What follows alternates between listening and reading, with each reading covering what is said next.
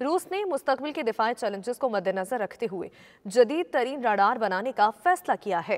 रूसी मीडिया के मुताबिक रूस की जानिब से मिसाइल हमले से मुतनब्बह करने वाला जदीद टेक्नोलॉजी से लैस रडार याखरोमा 2030 तक चोकेची बहेरा पर तामीर किया जाएगा।